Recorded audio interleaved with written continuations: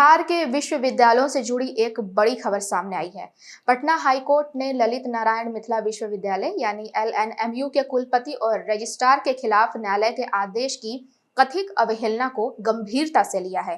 Court ने प्रथम दृष्टया माना है कि विश्वविद्यालय प्रशासन ने उसके अंतरिम आदेश का पालन नहीं किया। अब अदालत ने रजिस्ट्रार से 2 सप्ताह के भीतर जवाब मांगा है और पूछा है कि उनके खिलाफ अवमानना की कार्रवाई क्यों न शुरू की जाए। आखिर पूरा मामला क्या है और इसका असर शिक्षकों व छात्रों पर कैसे पड़ सकता है, आइए समझते हैं। नमस्कार, वॉच न्यूज देख रहे हैं आप, मैं हूं आपके साथ प्रज्ञा। यह मामला 2 अलग अलग रीट याचिकाओं से जुड़ा है, जिनमें डॉक्टर राकेश कुमार चौधरी समेत अन्य याचिकाकर्ताओं ने हाईकोर्ट का दरवाजा खटखटाया था। याचिकाकर्ताओं की ओर से अदालत को बताया गया कि 4 मई 2026 को पटना हाईकोर्ट ने डॉक्टर राकेश कुमार चौधरी को अंतरिम राहत देते हुए स्पष्ट निर्देश दिया था कि उनके खिलाफ कोई प्रतिकूल कार्रवाई नहीं की जाएगी।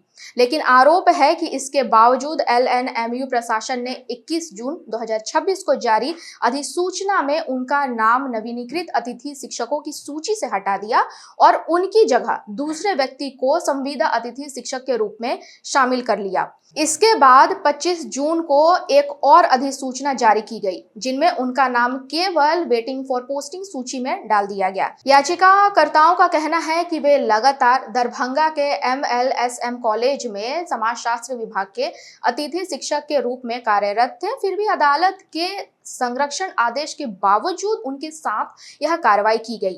सुनवाई के दौरान विश्वविद्यालय की ओर से समय मांगा गया, लेकिन अदालत ने उपलब्ध दस्तावेजों को देखते हुए कहा कि प्रथम दृष्टया ऐसी प्रतीत होता है कि विश्वविद्यालय प्रशासन ने न्यायालय के आदेश की जानबूझकर अवहेलना की है।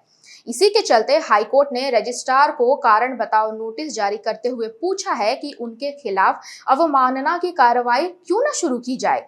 साथ ही 2 सप्ताह के भीतर विस्तृत जवाब दाखिल करने का निर्देश दिया गया है। इस मामले की अगली सुनवाई अब 10 अगस्त 2026 को होगी। अब सवाल यह है कि आखिर यह खबर आम लोगों और खासकर छात्रों शिक्षकों के लिए क्यों महत्वपूर्ण है, क्योंकि यह मामला केवल एक शिक्षक की नियुक्ति का नहीं, बल्कि न्यायालय के आदेशों के सम्मान और विश्वविद्यालयों की जवाबदेही का है।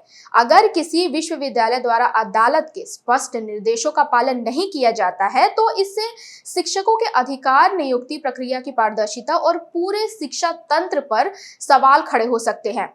इस मामले में कोर्ट का सख्त रुख यह संदेश भी देता है कि किसी भी सरकारी संस्था या विश्वविद्यालय कानून और न्यायालय के आदेशों के ऊपर नहीं है। ऐसे फैसले भविष्य में शिक्षकों को न्याय दिलाने, नियुक्ति प्रक्रिया को निष्पक्ष बनाने और प्रशासनिक जवाबदेही सुनिश्चित करने में अहम भूमिका निभा सकते हैं।